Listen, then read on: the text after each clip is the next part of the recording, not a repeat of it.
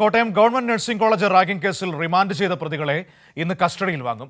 തെളിവെടുപ്പിന്റെ ഭാഗമായിട്ടാണ് Samuel Johnson, NS ജീവ, Rijiljith, Rahul Raj, NV Vivek എന്നിവരെ കസ്റ്റഡിയിൽ വാങ്ങുന്നത്.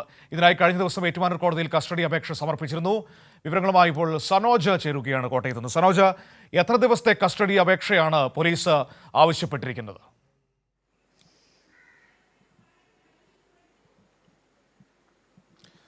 മനു, ഈ കേസുമായി ബന്ധപ്പെട്ടുകൊണ്ട് വിശദമായ ഒരു തെളിവെടുപ്പും അന്വേഷണവും ഇല്ലാത്തതിൻ്റെ അടിസ്ഥാനത്തിൽ 2 ദിവസത്തെ കസ്റ്റഡി അപേക്ഷയാണ് കോടതിയിൽ പോലീസ് ആവശ്യപ്പെട്ടത്. കഴിഞ്ഞ ആഴ്ചയായിരുന്നു കസ്റ്റഡി അപേക്ഷ സമർപ്പിച്ചത്. ഇന്ന് അത് പരിഗണിച്ചുകൊണ്ട് കസ്റ്റഡി അനുവദിക്കുമെന്നുള്ളതാണ് പോലീസിൻ്റെ പ്രതീക്ഷ.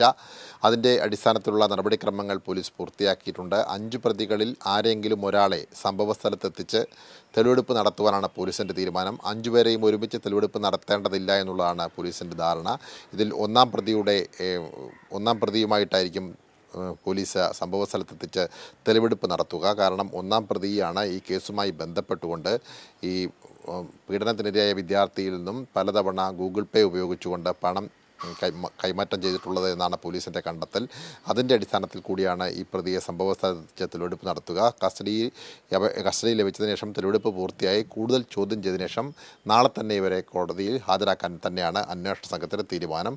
എന്തായാലും ഉച്ചയോടുകൂടി കസ്റ്റഡിയിൽ കിട്ടുമെന്നുള്ള പ്രതീക്ഷയിലാണ് പോലീസ് ഉള്ളത്. മനു, ശരി, സനോജാണ് വിവരങ്ങൾ നൽകിയത്.